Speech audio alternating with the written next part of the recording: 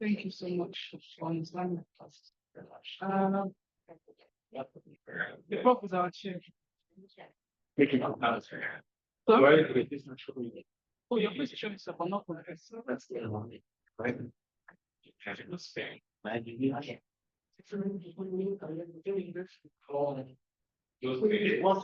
Sorry for apologize. Inside if you swear. I don't care. Your very organization is you get any love. So you know what the unit is about. Okay. Oh,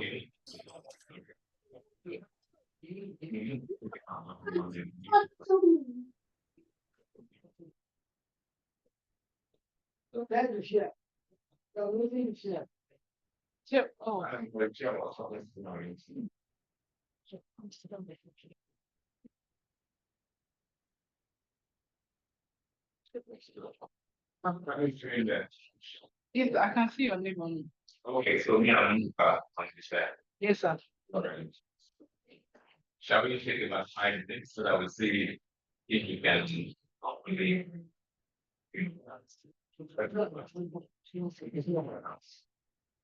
okay, so why doing that if you can give us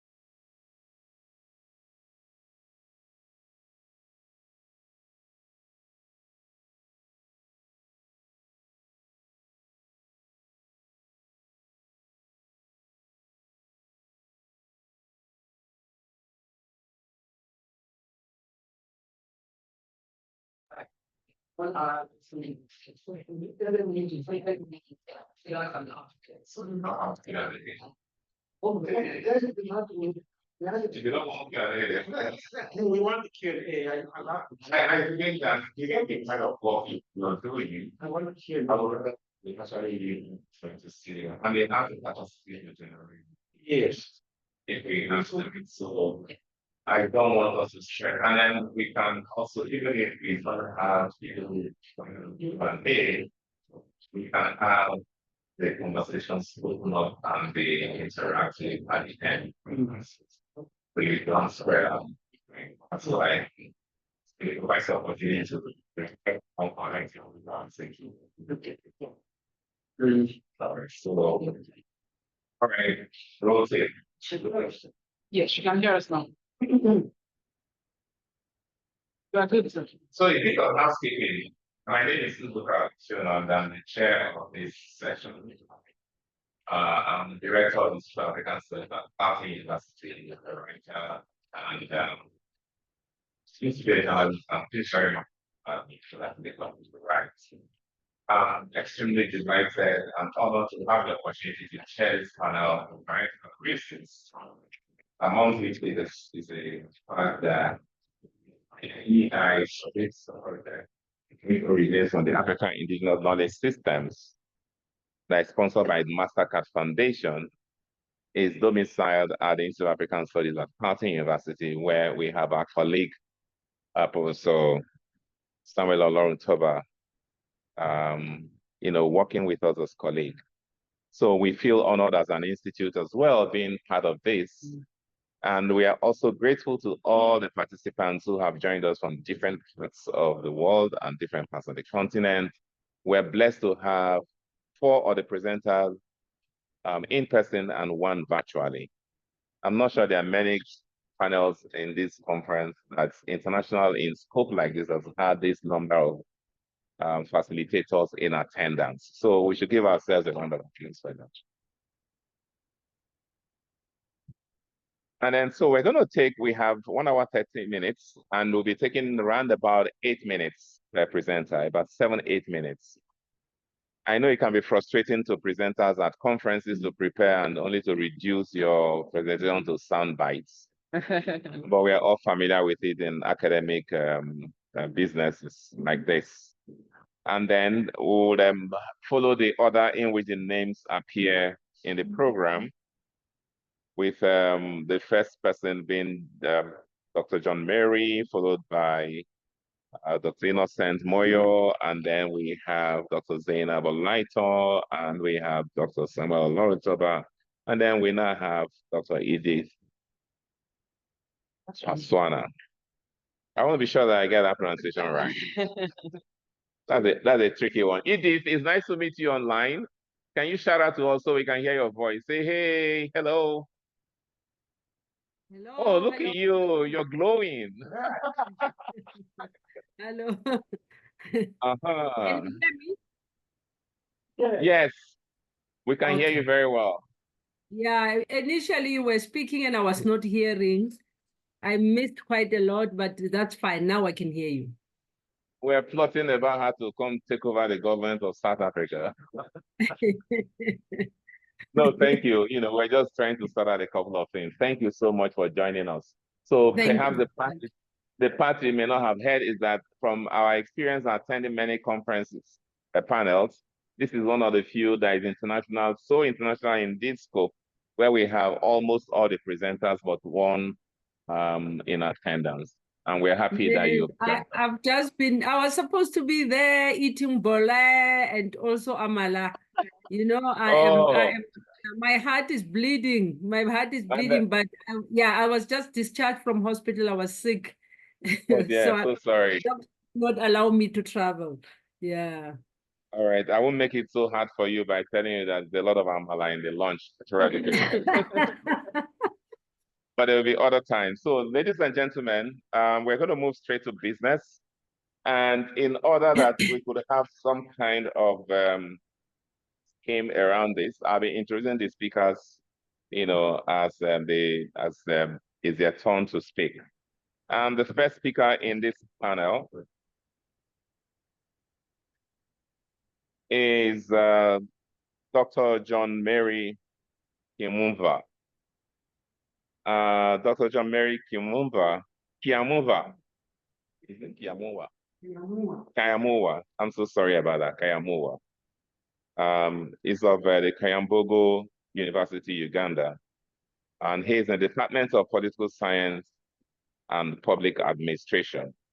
He studied at the University of Nairobi, a very heavy Nairobi and a very heavy Kenyan university, and a very notable one of that. And then also at Makerere University, where he obtained his bachelor's in social sciences and MA in public administration. He had been a former head of the Department of Political Science at Kiambogo University. Professor John Mary will be speaking on the topic East African Community and Response to COVID-19.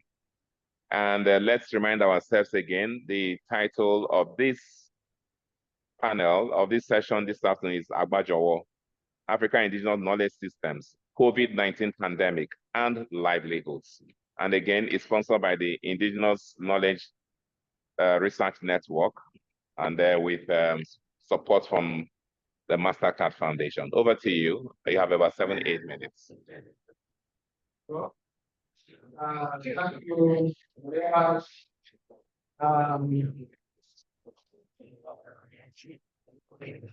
Thank you so much. That you've had be speaking to you about the East African community response to COVID in the context of sustainable development. And I think I wish to begin with the, explaining why there is a debate. Number one, many people think that COVID is really gone. It was in the past, but we still have it. That is number one. But number two, while research has been done in this area, no research has been done, in the context of regional integration, in the context of African unity. And that I hope summarizes the theme that we have this afternoon. But on the other hand, this research contributes to the body of knowledge about the role of regional integration in the response to COVID, and also answers why we actually, Africans did not die, the way they were actually expected to during COVID. What miracle? What miracles happened? Could this be explained by indigenous knowledge, knowledge systems? Because many of the pundits or many of the scholars out there believed that during COVID, Africans would actually die in doves, but we did not. So this research partly interrogates that nebulous perspective and explains why it becomes very, very pertinent that we have indigenous knowledge and indigenous knowledge as part of the response or part of the conversation we have this afternoon. Where I also wish to explain that East Africa, the East African community, during COVID had 80 members. That is Kenya, Burundi, Rwanda, Uganda, Tanzania, and South Sudan. But post-COVID, currently, the members are 8, with the addition of the Democratic Republic of Congo and Somalia. They are currently 8. Then the concept of sustainable development, it really has 5 pillars. One of them, livelihood assets, livelihood activities, livelihood context, and livelihood resilience. And so, only to mention to you, ladies and gentlemen, that during COVID, all these aspects were really undermined, and it was only the region and that was there for Africans. Well, maybe there was also World Health, but World Health was simply communicating, and there wasn't much in as far as livelihoods were concerned. So the research questions that we have for this research. How have the East Africa's community COVID-19 response measures impacted regional sustainable livelihood, particularly in terms of entrepreneurship and indigenous knowledge systems? What role can indigenous knowledge systems play in informing and enhancing the East African community's response to COVID-19? And how can these knowledge systems be integrated in the regional policies and programs to support sustainable livelihoods? The final question is, how can entrepreneurship and innovation in the East African community be leveraged to promote sustainable livelihoods and regional integration in the context of COVID-19? Well, ladies and gentlemen, again, let us remind ourselves that scientists have predicted that we have not seen the last of the pandemics. We have seen where COVID, we still have it, but it is predicted that many more pandemics are expected to come. And we expect that the region will actually now play a crucial role. We are looking at what it has done, what it did during COVID, but we are also looking at how that response can be strengthened, particularly in the context of indigenous knowledge and entrepreneurship. So we do that by first and foremost looking at the impact of COVID in the East African community. And that impact should be looked at in terms of undermined systems, transport systems, food production systems, collapse of jobs, closure of boundaries, closure of public places, and that in itself, actually, at the end of the day, did affect regional livelihoods. But we should also remember that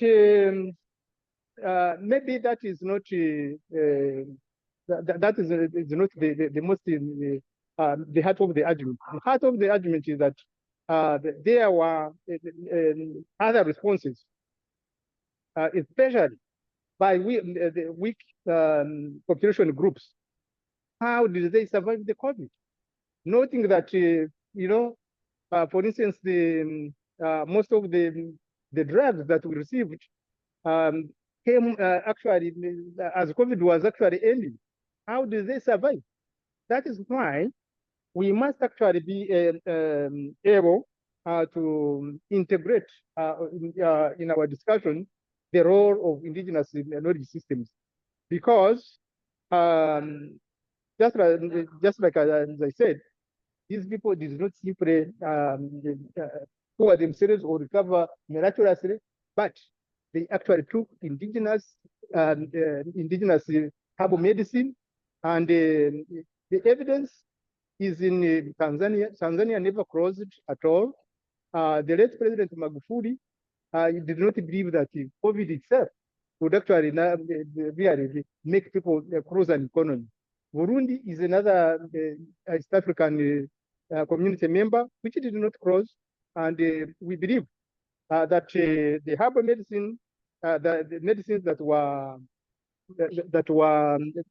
prescribed, actually did part of the miracle that we are talking about.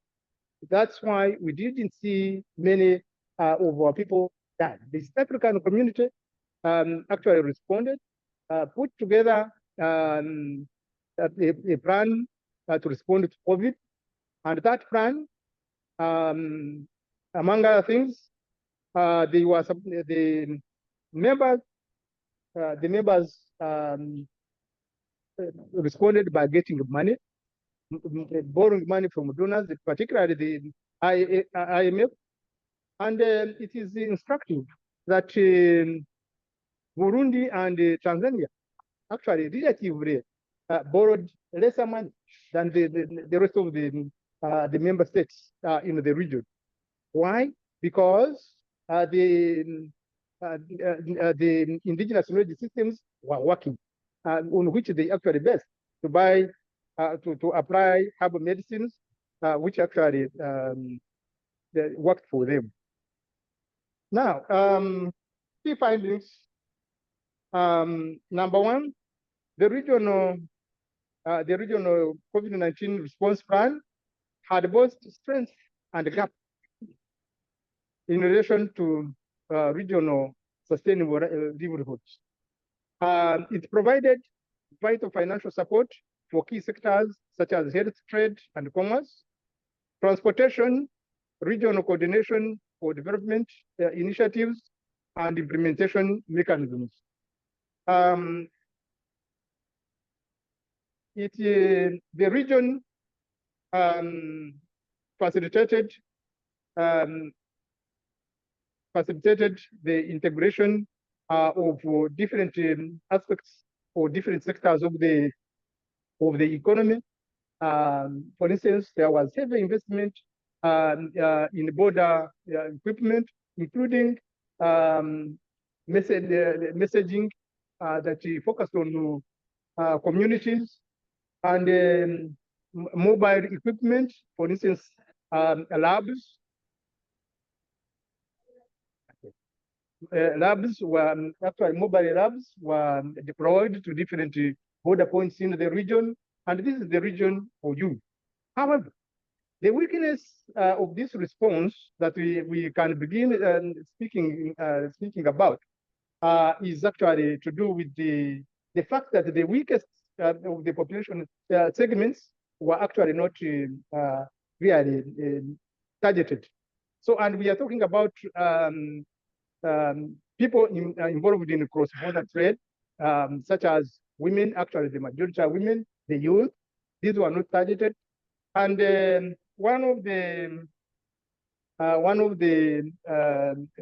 conclusions is that in the future, the region, in order to actually involve or put together, design an inclusive response strategy, they should actually have a strategy that involves training women, training the youth, and involving them, so that they can actually become more resilient to respond to the disease or whichever crisis comes, so that they are able to actually move along with the rest of the region. Mr. Chairman, I want to thank you so much. Thank you very much. So with another board really, it's only this extra. So it's very much that's what we really trying to speak up, because it allows us to separate. Thank you. And then I will move to this on the speaker about the simple ability to back into the install in the program. And I have the honor of introducing Professor I. Moyo, who is a C1 NFR rated researcher and an associate professor in human geography in the Department of Geography and Environmental Studies. I'm also doing that. So Moyo is a human geographer with a deep interest in the interface between people and the environment, particularly in the broader fields of political geography, political economy, political ecology, migration, regional development, globalization, and transnational borders and borderlands, and urban geography, amongst others. We are excited to have Moyo join us from South Africa and in person today for his presentation. Thank you so much for that kind introduction. My topic this afternoon, the title of my presentation this afternoon is the Southern African Development Community Region and Response to COVID-19. I want to make a couple of proposals in this presentation. The first one being the fact that when you analyze the response of the SADC region to COVID-19, there was no such thing as a regional response, and that is problematic. That's the one thing that I'm going to make in this That's the one point that I'm going to amplify in this presentation. Also, the one thing that I want to underscore about the so-called regional response is the fact that this so-called regional response, it was driven by coloniality. Because it was driven by coloniality, we see the invisibilization, if you like, the marginalization of indigenous knowledge system. And I want to propose that is problematic. Right. To sustain that argument, I'm going to speak to the following. I will briefly make the introduction. I'll briefly, comment on the theoretical underpinning of this paper or presentation, which is decoloniality. I want to, briefly, make a commentary on the politics of knowledge production and medical colonialism in Africa. And then that will be followed by a brief commentary on the actual and the specific cases, the deployment of indigenous knowledge systems in the Southern African region in order to respond to COVID-19, despite the fact that, different governments in the region actually ignored or marginalized the importance of indigenous knowledge systems.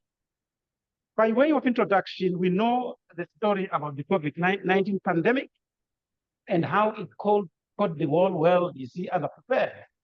But even in that, the problem was that the healthcare provision and so on and so forth, it remained Eurocentric, all right? Here is the world, it's unprepared, there is a pandemic, Western science has presented people, it has abandoned the population.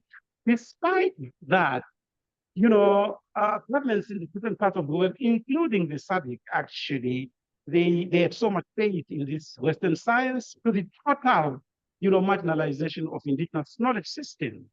Right. So that is problematic. And then when we talk about the concept of indigenous knowledge system, let me quickly comment about that. So when we talk about IKS, really, it is context specific.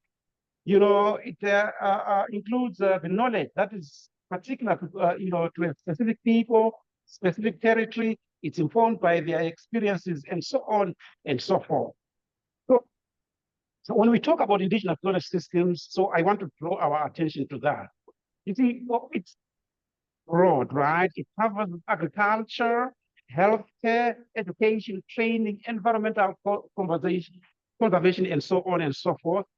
And its characteristics, include its context specificity, in terms of responding to a particular, needs in a particular community.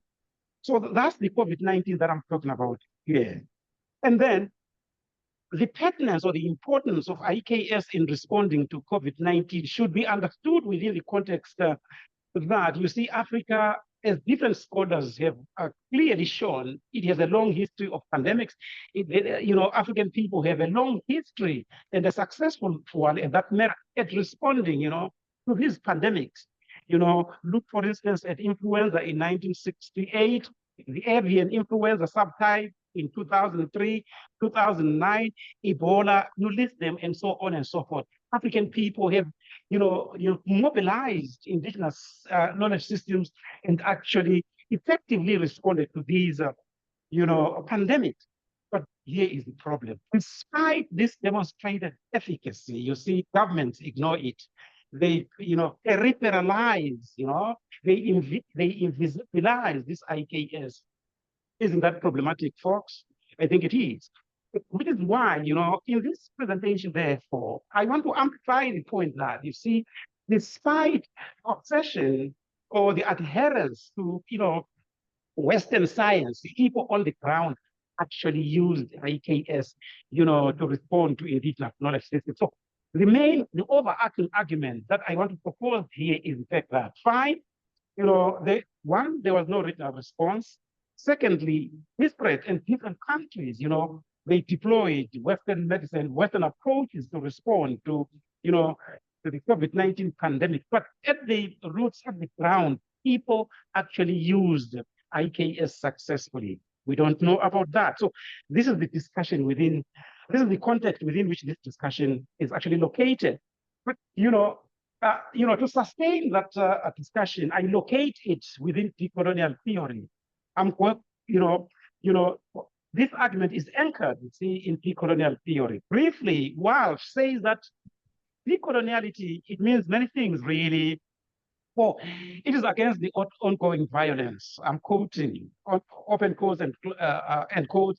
It is about, decoloniality is against the ongoing violence, dispossession, and war altogether waged against specific bodies, against people's cultures, knowledges, spiritualities, and against nature, and for the insurgent and resurgent creation, construction, and possibility of other modes of that knowledge being the existence in life. Right? Walsh also continues and says decoloniality resists or is against colonial domination. It is not just resistance or a posture of resistance, but it's for the ongoing creation of ways of thinking, of ways of knowing, ways of sensing, being, and living outside coloniality, outside or despite coloniality, and its borders, its fissures, and its cracks. So, in that sense, decoloniality necessarily brings both points to the issue of coloniality. So, using decolonial theory, because I want to expose the problematics around the invisibilization of other knowledge systems as if they were not important. I'm using decolonial theory, to shine, light on the fact that, you see, when we use different knowledge systems, Western science is just another board of knowledge. It is not being knowledge. Decolonial theory assists to show that the universality of Western science is misplaced and it must be exposed.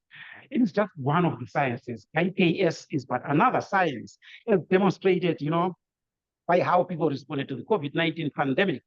Right. I'm not going to put much on that. So that's why I'm using decolonial theory, therefore. The intention is to expose the tenacious power relations, locate and explain the origins and causes of marginalization, injustices, and vulnerabilities in response to COVID-19 to avoid romanticizing global responses in the face of social, cultural variety, and diversity. So that's the importance why I want to draw attention, to that by, using decolonial theory. I want to, shine light to those inadequacies, those problematics in the response. All right.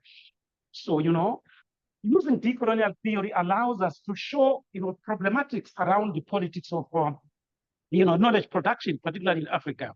Why do we persist in, in Western solutions unto African continents, whose knowledge carries weight, whose knowledge, is the knowledge or the expertise.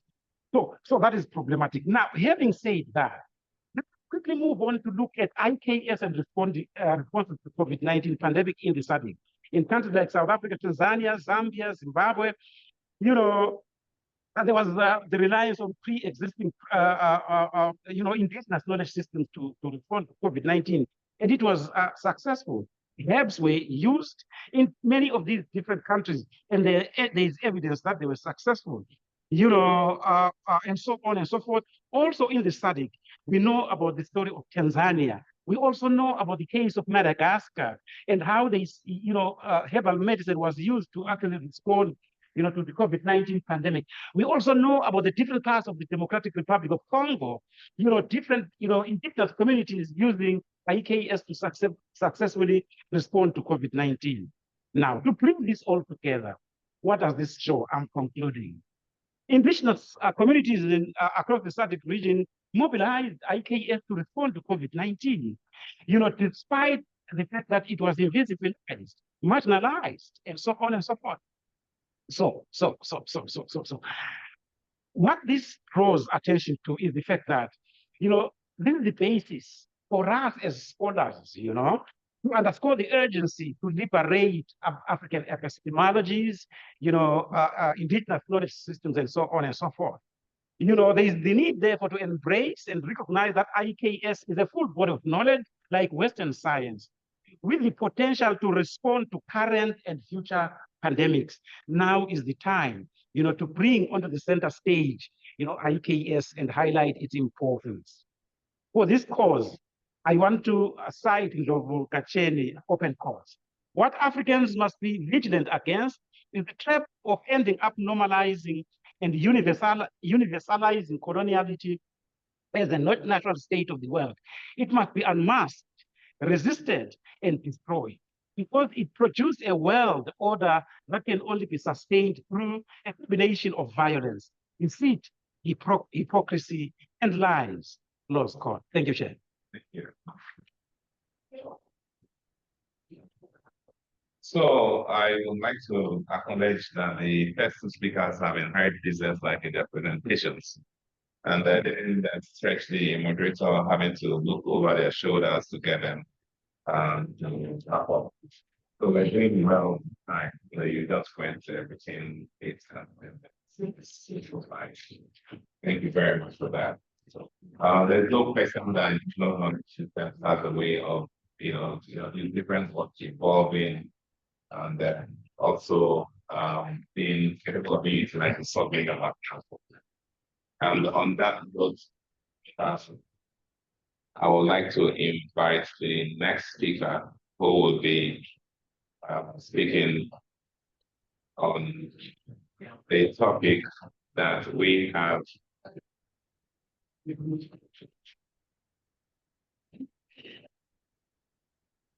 Which is on an economic community of West Africa and West African states and response to COVID-19. This will be by Dr. Zainab Olaito. Zainab Monisola Olaito is a postdoctoral fellow at the Center for Human Rights, University of Pretoria. She is also a research associate at the Institute of Pan-African Thought and Conversation, University of Johannesburg. Her research focuses on locating women across different sectors with a central question on how are women represented in Africa. Zainab writes on themes bordering on gender and representation, African indigenous knowledge systems, conflict and peace studies. She has co-authored a paper on titled Beyond Reaction, Reimagine African Agency in the Decolonization of Knowledge. Please join me in welcoming her. Good afternoon, everyone. My name is Zainab Monisola Olaito. I'll be speaking on Economic Community of West African States Response to COVID-19, a manifestation of African Indigenous Knowledge Systems concept of Agbajowo. Now, the outline of my presentation will be anchored around. First, I will begin with a discussion on and engaging the politics of knowledge production. Prof. Moyo already touched on that about the Eurocentric nature of knowledge production and how some knowledge systems are not regarded as legitimate. Then I also just established a brief review of what ECOWAS did in responding to COVID-19. And based off of that context, I then argue that ECOWAS response to COVID-19 mirrors the concept of Agbajowo, which means collectivity, togetherness, and regional cooperation.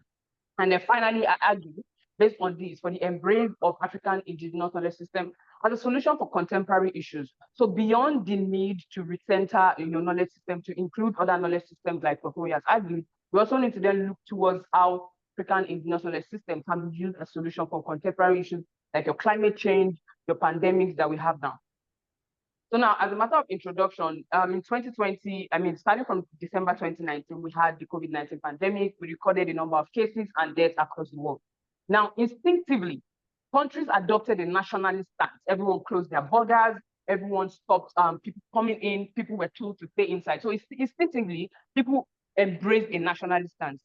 However, ECOWAS as a country, as a May, they held their first meeting as a regional bloc. And May was the hotbed of the pandemic because as a March, every country had announced a lockdown. But in April, ECOWAS had its first meeting, meaning that right from the onset, they had the mind to come together. Now, also, then based upon this, we can then say that ECOWAS response to COVID-19 mimics the concept. Now, my paper then examines how ECOWAS response to COVID-19 pandemic uses the concept of Agbajowo, and then I adopt a regional focus by looking at how that concept itself informed the ontological basis on which regional economic communities like ECOWAS responded to and worked together to manage the pandemic. So just a bit about engaging the politics of knowledge production. So, even the Western conception of what indigenous knowledge system is based off of arrogance, because they see it as, a repetition of practices that doesn't have scientific underpinning. So when we talk of indigenous knowledge system, they don't see it as something that is legitimate or based on an established framework. Because when we talk of things like orality and passing things down through orality, they think, okay, that's not much more like empirical.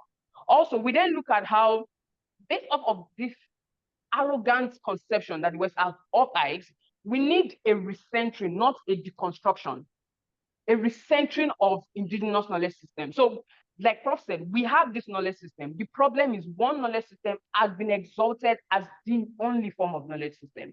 So what we need to do is to then recenter other forms of knowledge system. Now, the relegation of the Global South as a consumer of knowledge is linked to the coloniality of knowledge, the coloniality of power, and coloniality of being. So all of these three forms of coloniality underpin the fact that one form of knowledge system is seen as the only legitimate form. And therefore, what we need is a recentering. So now, based off of this recentering, we then look at how African countries are forced to adopt Eurocentric forms of knowledge, which is why we were all looking at the West for the vaccine, even though we can look at our own research institutes on the continent to develop vaccine, but everyone was waiting for Moderna, for Johnson & Johnson, for AstraZeneca for the vaccine. Now, African scholars have then come to the realization that most of what we know about ourselves are from the West, rather than from what we have created in knowledge. Now, indigenous knowledge systems are then particular to a given culture. They are context specific, they are bottom up. They are also further defined as the practices that indigenous people practice and have known for centuries. Now, most of the accomplishments made by indigenous people in Africa have gone under-recorded. And we know like cases where when the colonial masters were living, they destroyed the libraries, they destroyed the archives. And for this reason, a large portion of our African traditional knowledge are oral and are passed down through orality. Now, I move on to then, arguing for how indigenous knowledge can then be relevant for contemporary issues. So if we are arguing for a recentering of African indigenous knowledge system, we also need to recognize its use for addressing contemporary issues like climate change, pandemic, and issues, because we can't just be talking about recentering knowledge production without moving to the practical aspect. So I also argue that the future of indigenous knowledge will determine not just whether the world's many cultures flourish, but also whether humans and various species survive. I mean, we look at climate change, for example. When we plant more trees, for example, that is also one form of respecting the land and respecting nature.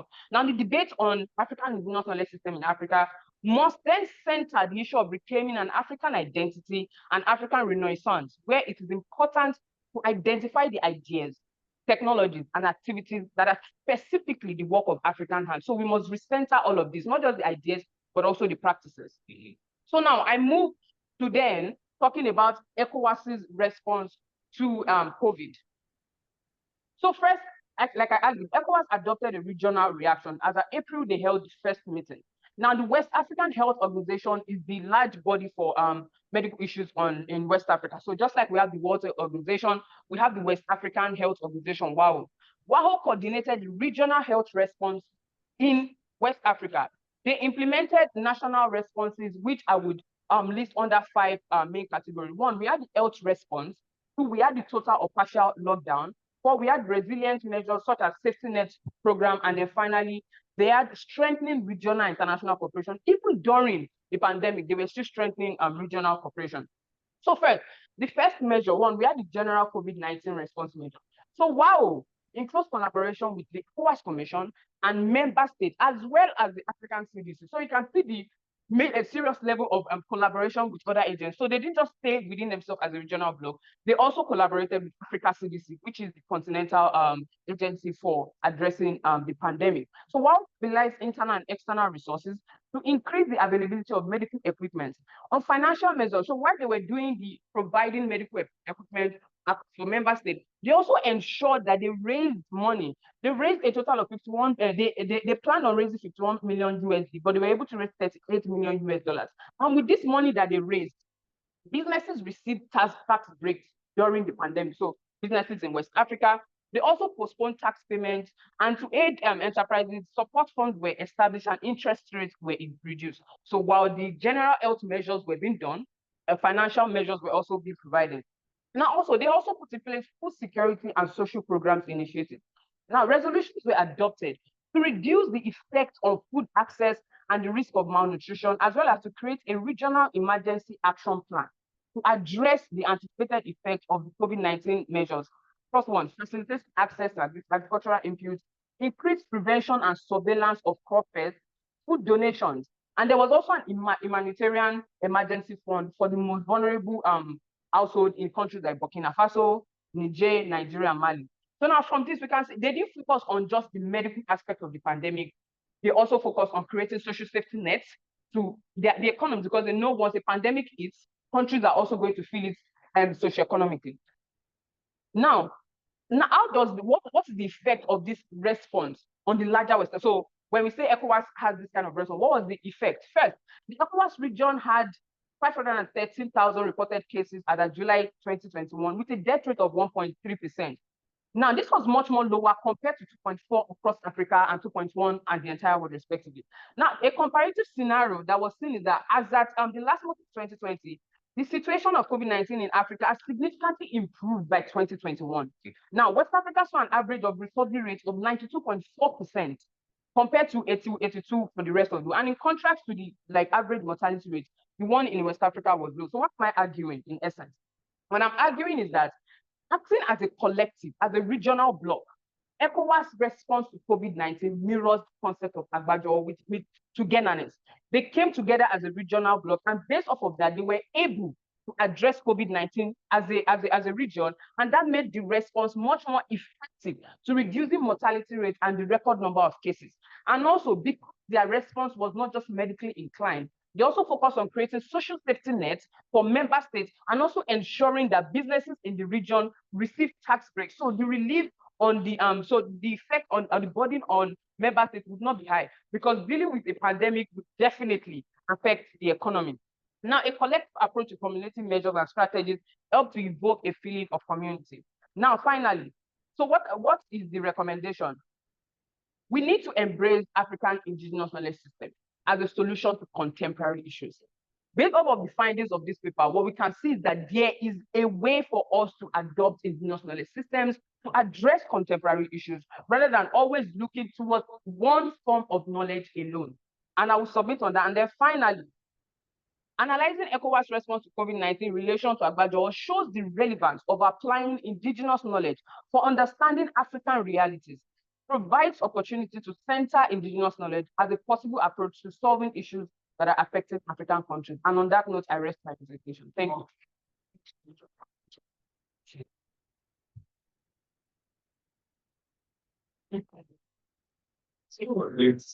It sounded like a keynote address. Thank you. And also done in a very business-like manner. Thank you so much for that presentation.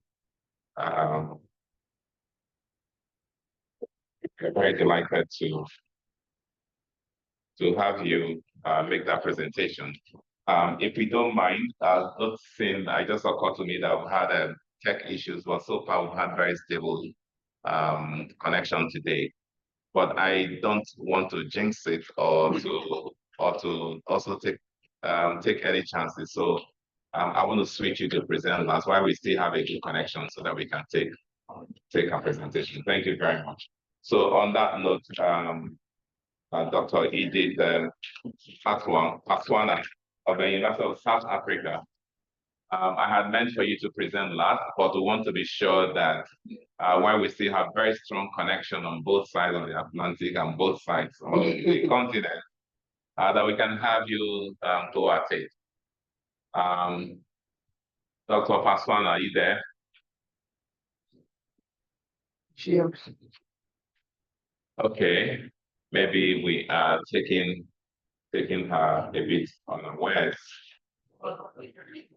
Yes. Hello. Hello. Oh, okay. All right. Thank you very much. We decided to take you a little early and have Professor Samuel Alonotaba, bring the rear, so that when we still have strong connection, I will have you make your presentation. We can hear you loud and clear. Please go ahead. You have about 8 minutes, but I'm generous to extend it to 10 minutes, as you would have noticed. Okay, thank you. Thank you very much. And I just want to thank you for this opportunity and also to thank the presenters that have already gone before me. And my presentation is based on African Union and response to COVID-19 in South Africa.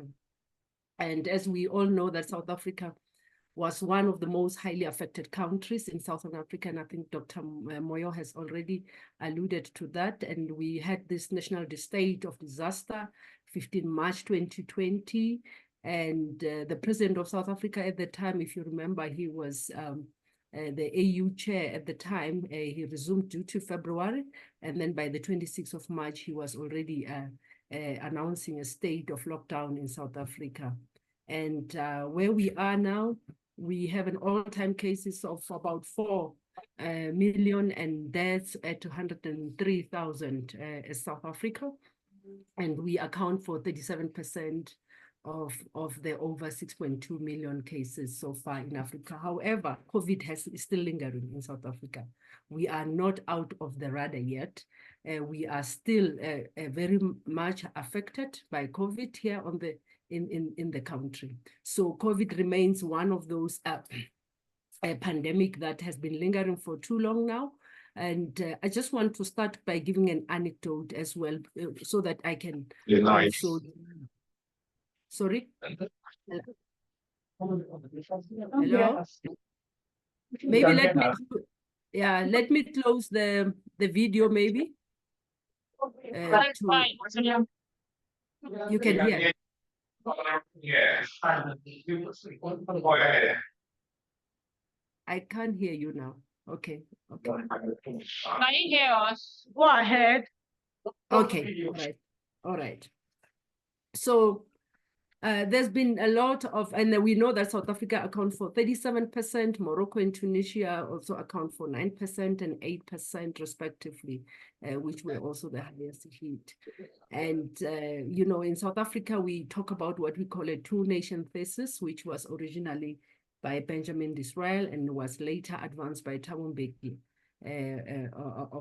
the former president of South Africa. And that alone means that there is high inequality, which is racial, and now it's becoming more socio-economic. So even though the racial inequality is still very high, but it's also becoming more socio-economic in form.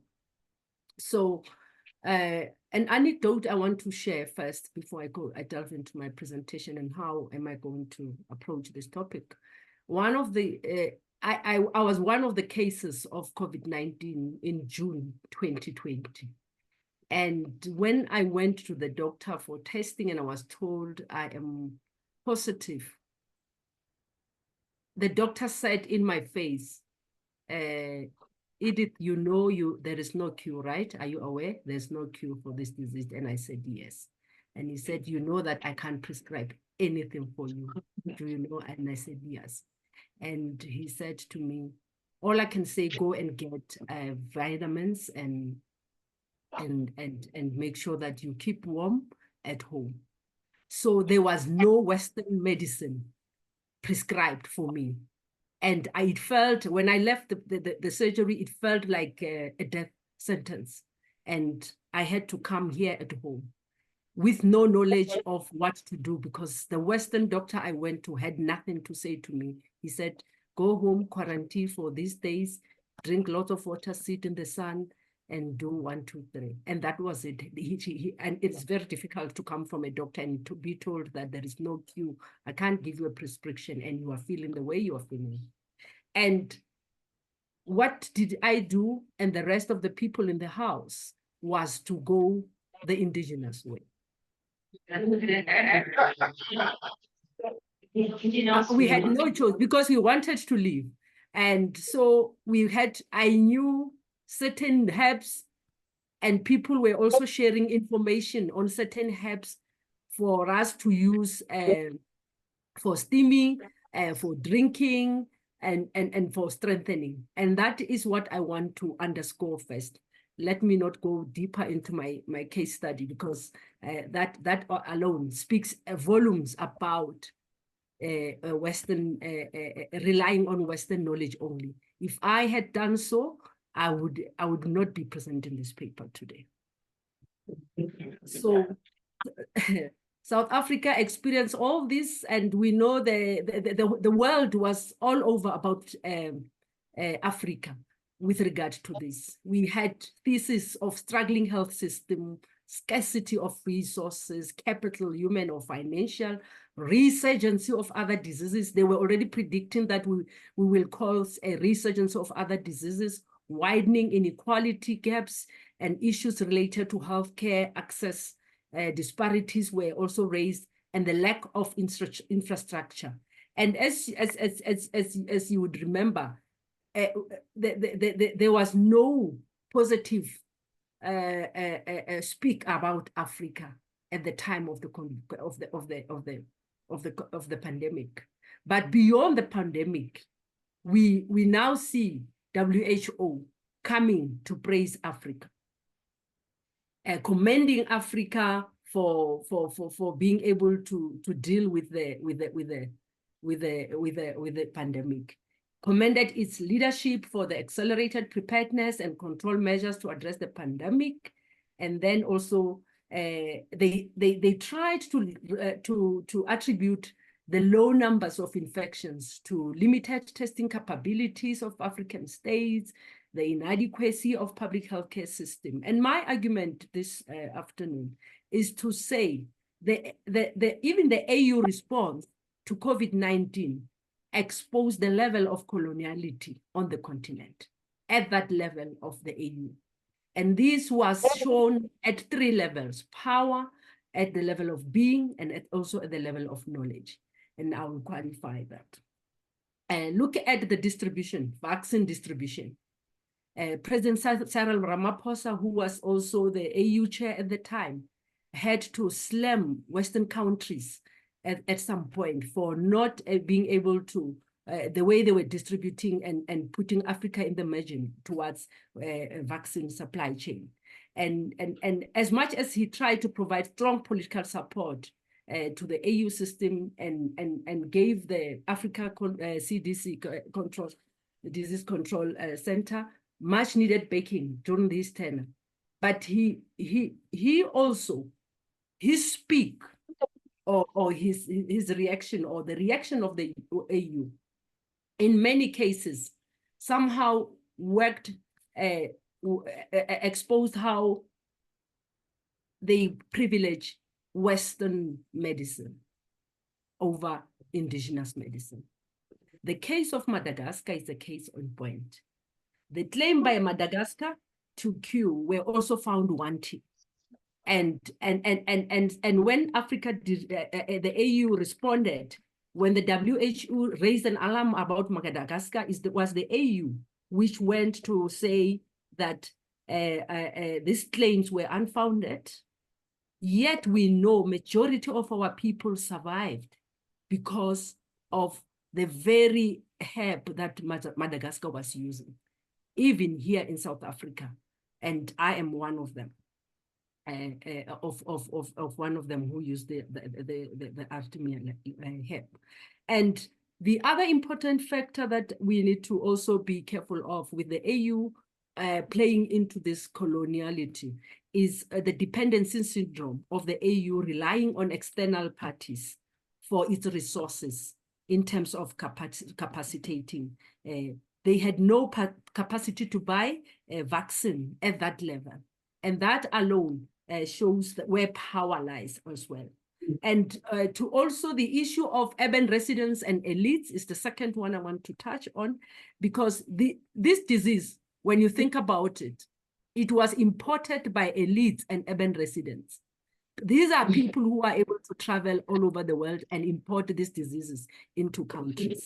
But when you see, when distribution of testing, the packed testing and also distribution of vaccines concentrate on the very elites and urban residents, while people at the margins are left out at the level of rural areas and the poor, who actually find themselves affected by these diseases without having done anything. So the distribution of health infrastructure favors the urban and the elites. And another important issues to touch here is the language issue. All information from the AU was in English and French. Two languages which were not spoken by a quarter of the population of Africans. So that alone marginalizes certain groups of our people towards information and how to deal with information. And the other important one is the internet, or the internet, because most of this information also we're going through WhatsApp and still favoring the urban elites and residents in that way, because majority of our people on the continent rely on radio, traditional media such as radio, and most information were being filtered through the internet. I would be, in the interest of time, I will not delve so much on the knowledge side, because I think Professor Moyo has already touched on the issue of knowledge. But the other important factor that I wanted to get into is the issue of what Diego calls the new spirit of Pan-Africanism solidarity, as having been the one that actually made sure that the pandemic was defeated. The fact that the AU was able to rally around everyone or all the countries and made sure that their response was international, not parochial and nationalistic as the response in the West has been. And in many ways, the Africa Center for Diseases was very instrumental in this area, also in assisting countries to this, because the Center for Disease Control, managed the procurement of medical supplies and donations over the continent. They supported testing and deployment of healthcare workers, and they standardized and deployed common technology platforms for gathering and assessing data, which was very important. And it also served as an information gathering hub, and also provided recommendation on how to prevent the social and the economic harm. But as I say, the West, in many cases, used to say, when Africa has this, there was a thesis by one scholar from LSE, I forget his name now that I'm not with my paper here, but he was saying there is a Pan-African spirit of, he calls it the solidarity trap, saying Africans, they like working together even on things that do not advance the continent, especially in wars, and they will just make sure that this solidarity impact works against them. But the solidarity spirit, or the solidarity trap, as they call it in the West, was very instrumental in terms of curbing the disease during the time of of the pandemic here on the continent. And as I said, it was also internationalist in its response. So what I would recommend is that IKS remains very, very important and very practical for strengthening healthcare infrastructure. Many of our responses excluded indigenous traditional herbalists or practitioners, health practitioners. Even the AU, when they call such meetings, they were not calling traditional practitioners, health practitioners. And I think going forward, when we have pandemics, I still recommend that we need to actually include traditional practitioners in our approaches or our responses. And we will also remember where power and coloniality played when South Africa and India approached the AU, sorry, the WHO, asking for a waiver of the IP rights so that they can produce a vaccine cheaper. Up to today, there has never been any response for South Africa and India. And that ties very well with coloniality of being. Who is asking? What type of a being is asking for that kind of help? The WHO has not ever been able to respond to this request by South Africa and India. Up to this day, we are still waiting for this. So going forward, I think some of the recommendations that one can make in this regard is that we also need to take input from ordinary Africans, not just the elites and those who are in power. And we can also pride ourselves that we have provided global policymakers on how to deal with transnational challenges during this pandemic. Thank you.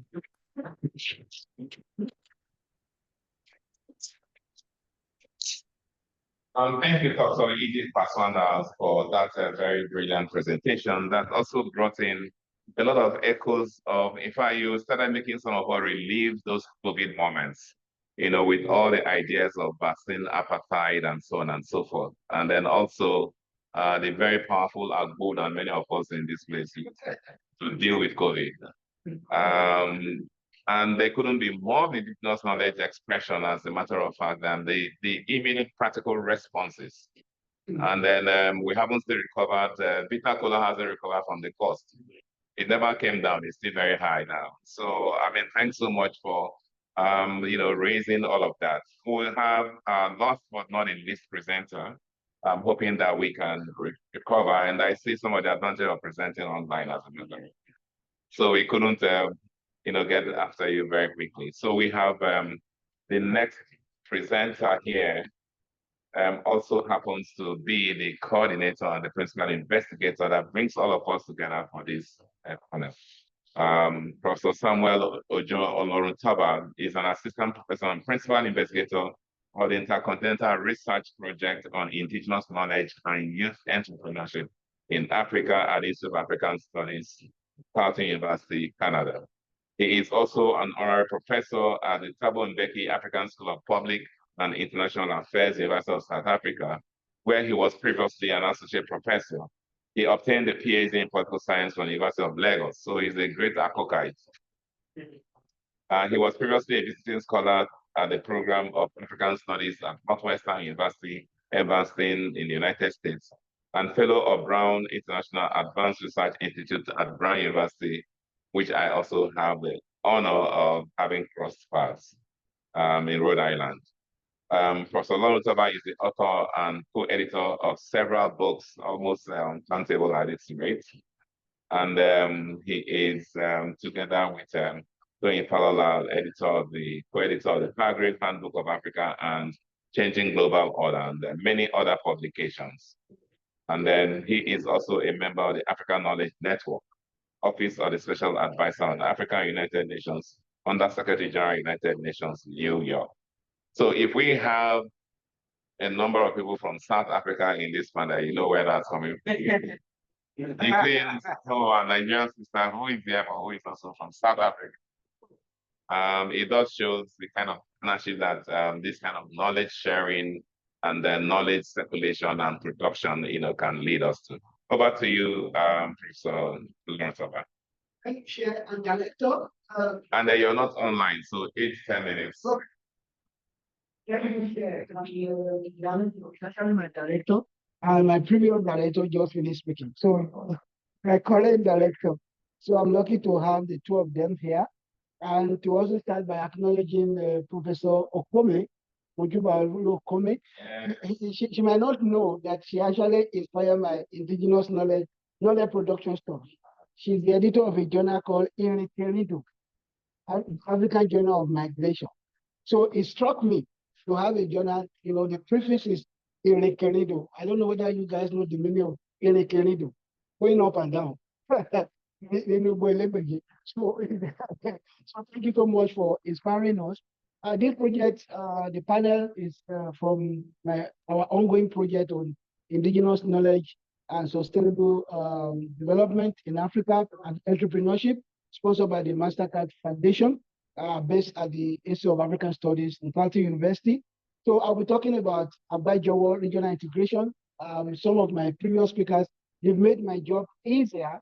The theorization by Professor Moyo, by Dr. Zainab, made that job easier. But just to say that the response to COVID-19 was a function of the kind of knowledge that people had. The prognosis, the expectation that Africa will be, human being will be lying on the street, dead body will be picked on the street, was a function of a particular kind of knowledge, because African was thought not to even have any agency to respond to that magnitude, forgetting that 100 years earlier, we had a pandemic that, and we didn't have the benefit of Western medicine at that time, and we're able to respond through what we call Shopono, in Yoruba, kind of indigenous knowledge. So we want to talk about why, what is indigenous knowledge? How does it connect to regional integration? So the concept of Agbajowo itself is a function, is a kind of Yoruba indigenous knowledge that it is Agbajowo Lafin Soya, that it is from, you do things, when you do things together as a group, you do it easily. When you want to carry something on your head, you can carry it easier with both hands than if you just carry it with one hand. Knowledge informs our beings and positionality. That is very important to understand, that how we react to issue, how we take issue is a function of our knowledge. Knowledge informs the decisions of oppressors and resistance of the oppressed. The people who oppress us, who colonize us, who enslave us, believe they had a form of knowledge that said, we are not human, we are not complete human. That's a form of knowledge of oppression. When we became conscious, we resisted that. We saw the activities of the nationalists that resisted colonization. Harriet Tubman said, I freed 1,000 slaves. If they had known that they were slaves, I would save more of them. I would have freed more of them. That is a kind of knowledge that if you don't know who you are, you can accept every nonsense. But when you are conscious, you will know that your humanity is complete. So the global reaction to COVID was based on a particular form of knowledge that I said earlier. It was based on the knowledge of sex, which is Eurocentrism, at the expense of the community. It was based on the knowledge of the national benefit at the expense of the global humanity, which was why borders were closed immediately, that there was no room for people to even travel. I was a victim of that. I was forcibly separated from my family for about 11 months. But the dark prognosis about Africa was emanated from a particular epistemology, that Africa has no capacity to treat their own problem. Meanwhile, as King Sonia said, Oshun Tinwe More, Idokita today, that the Oshun goddess have been taking care of her children before Western knowledge came. And that was why they were surprised that we were able to do what we did. So Agbajowo provided that basis for which a collective action was taken to mitigate against COVID-19. So we have figures here, and we have Bill Gates here, the person and the wife who made those predictions, but the evidence here contradicted what they predicted based on the kind of knowledge that we adopted. I'll talk about indigenous knowledge briefly, that the silencing of indigenous knowledge has been part of the colonial project. And the two previous speakers, they've talked about that. Eurocentrism was promoted as universalism, that the knowledge that came from the West is the authentic knowledge, every other knowledge is not authentic. So the negation of knowledge from elsewhere led to what we call Sabelo, our beloved scholar, called epistemicide, that the killing, the silencing, and the destruction of other knowledges. Here we have the decolonial tone, which questions this negation and negate the negation of the silencing of knowledge. Post-colonial African, we try to resist all this silencing of our knowledges. We establish what we call the site of epistemic resistance in Makerere, Dar es Salaam, ABU, Ibadan. Ibadan School of History in particular was very important for showing that oral history is a valid knowledge. Rather than saying that, like Hegel was, carelessly and ignorantly said that any knowledge that is written about Africa is the knowledge of Europeans. But the School of History made us to understand that we have knowledge. The knowledge is passed across to us from generations. They are valid form of knowledge, even though they are not written. So we had, of course, the contradiction of global capitalism led to the silencing of African knowledges, the destruction of the university system, the structural adjustment program, what Mamu Mamdani called scholars in the marketplace, which is still happening today. These have affected the extent to which we promoted, and we still promote our own knowledges. We have the World Bank establishing what they call centers of excellence, which is not based on our own archive. They are based on, reproducing the colonial project and coloniality. So it's important for us to understand that beyond all the, resistance we have been making, countering, Eurocentrism, we wrote in a recent paper, in a book called Decolonizing African Studies Pedagogy, Knowledge Production, Epistemic Imperialism and Black Agency. I co-authored a paper with Dr. Zeina, where we said, beyond reaction, it is time for us to grant African knowledges. It is time for us to apply that knowledge. And that's what Professor Edith Paswana said, that we actually apply. Maybe because the state is still a post-colonial state, a state that is still entangled in coloniality, we might not have applied that. But at the micro level and the individual level, people are applying their knowledges. And that tells us about the resilience of African knowledge, that despite about 500 years of epistemicide, African knowledge is still hold resilience. People still consult herbalists, right? People still drink herbs. People still, use the African knowledges in different forms, right? To treat themselves, like I said, concerning Smithsonian. So, as a proverb, Agbajowo is fully rendered at Agbajowo Lafi Soya. I have a YouTube here that I will play, but there's no time. So this program is grounded in epistemology of agency and unity, and it negates the assumption of dependency, inferiority, and thoughtlessness, which is, the basis of our oppression. So how did we apply that? Dr. Zainab, all the other presenters, they've talked about the various ways from East Africa, from Southern Africa, from West Africa, how this epistemology informed the collective action that were taken in response to COVID-19. Rather than just closing the border, we ensure that each of the member countries in various regions in Africa, we took a collective action. Second, providing a social security kind of safety net for people, and ensuring that nobody is left behind. It is not perfect. It wasn't a perfect approach, but from the result that we saw, Africa had the least fatality. Of course, they couldn't explain it, how we had that result. They said maybe because we are too concentrated, maybe because we have hot weather, forgetting that Brazil also had hot weather, but it didn't reduce the fatality. So Agbajowo informed that consciousness of regional integration, which the African Union, the regional economic communities, which they adopted, right? And they provided test kits for people. Testing centers were established. Both the private sector and the state, rally around to support people who are affected in various ways. Significant attention was paid to women whose livelihood in the informal sectors. I'm rethinking the concept of informality now. Informal cross-border trade were mostly affected. So, in conclusion, I would say that the results show that of the major continent, Africa had the least fatality.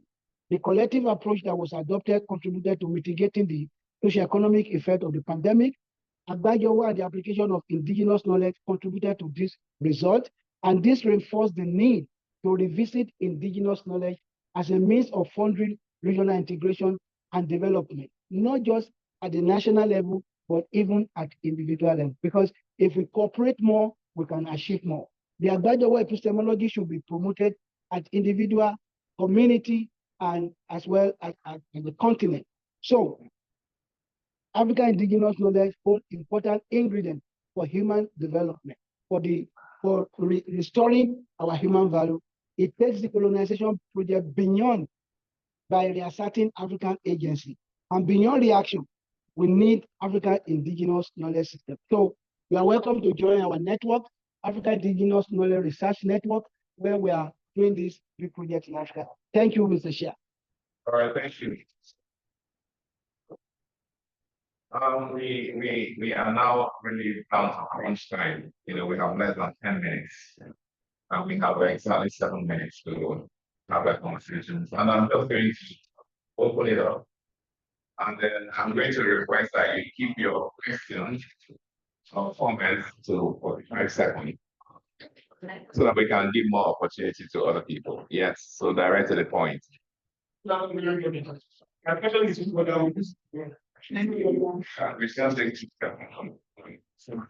My question is to Dr. Taspana from South Africa. Now, you made us to understand that when you were when they conduct a test for you that will hit COVID-19 positive, the doctor asked you to take some indigenous steps so that you can kill the virus. So I want to ask that with that illustration or with that idea, are you trying to tell us that the Western knowledge is not, we should not take cognizance of the Western knowledge, or what do you want us to understand from that point now? That is my question. Thank you. All right, thank you. Yes, okay, we'll just get this Yes, Thank you.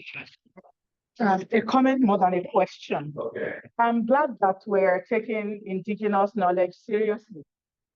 But I think we also need to do more work to document, to analyze more, and to so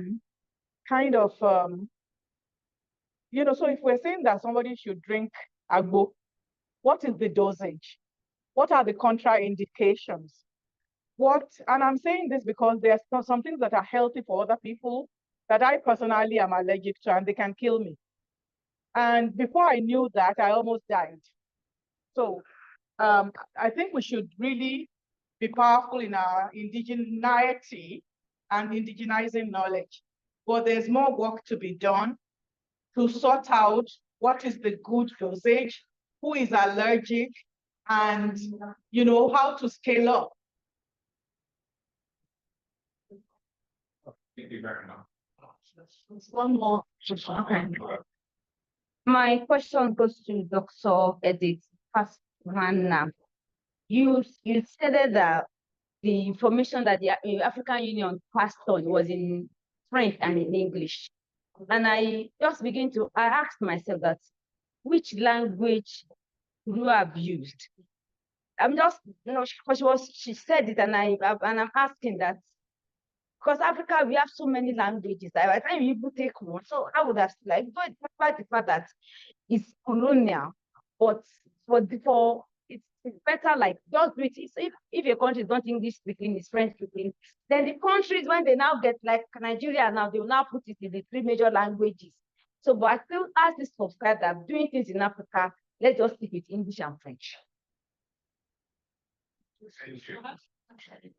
We'll take one more.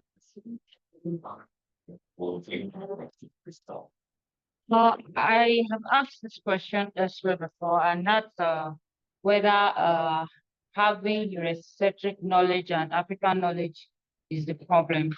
Because I personally do not believe that adopting the Eurocentric knowledge is the problem, but the wholesome taking of everything that comes from outside. I believe there's a way we can merge both knowledge and both benefit from it. Borrowing and not wholesome adoption of whatever they are giving to us. Okay, thank you. I would like to take this opportunity to also congratulate the comment for the award that she got, the Distinguished Scholar Award.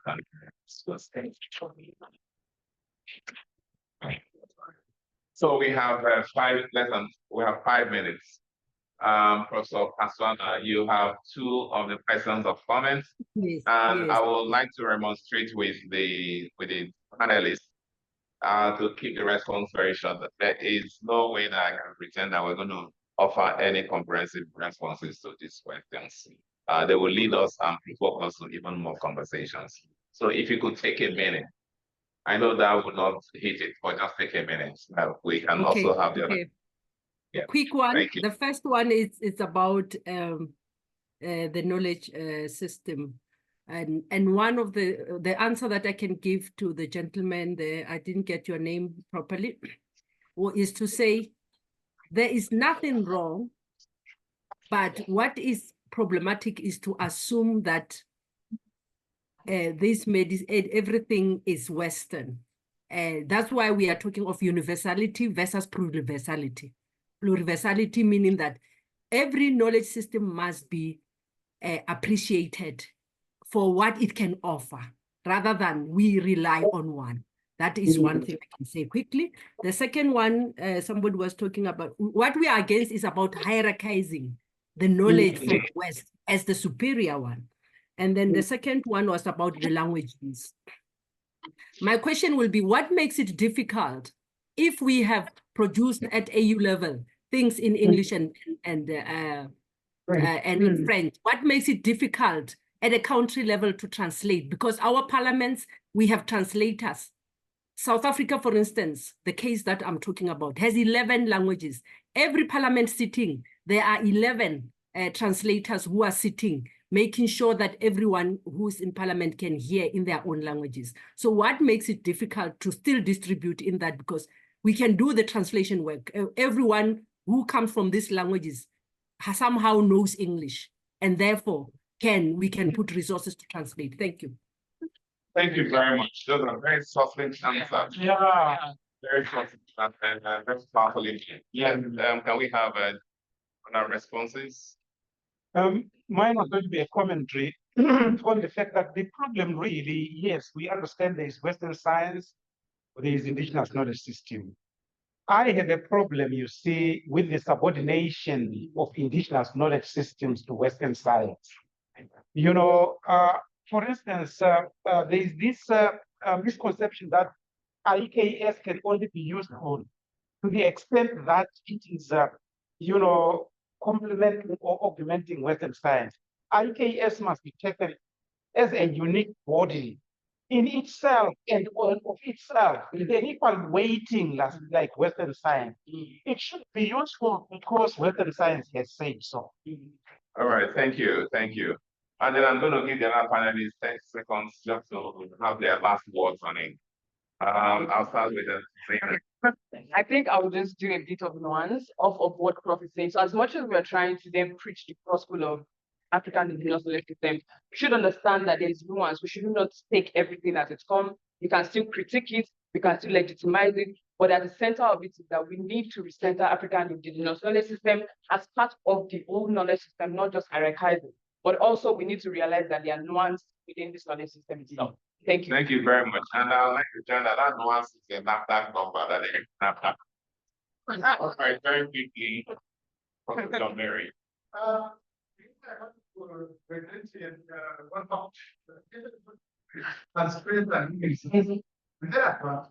In Western science and the indigenous knowledge, those cannot deliver that this project. Thank you. And then we have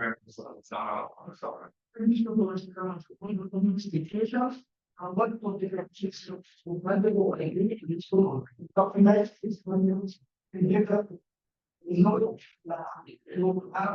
So back to the time, another one day, one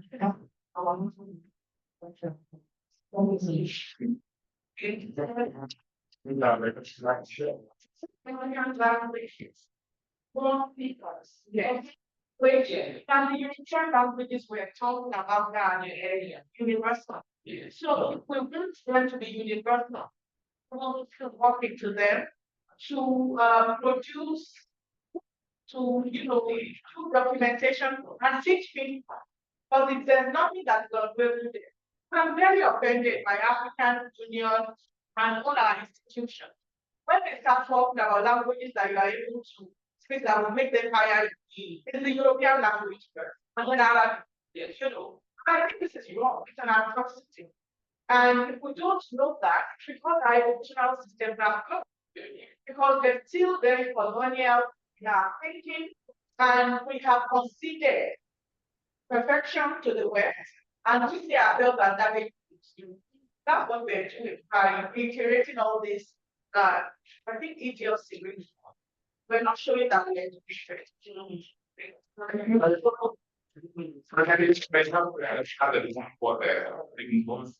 Painful experiences that I have as a professional of African studies and housing is an experience who being language same of bachelor's in global international studies and women have African students coming in the language. So it's very complex kind of experience. Very time it was very close to English. Very hard to get to join the international language speaker. Then it's so fun, to scholars. And give yourself a round of applause.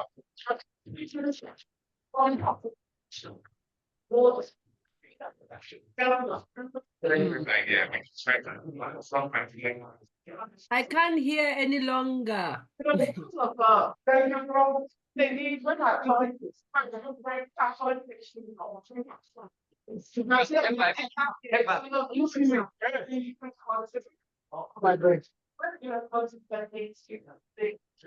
Indigenous.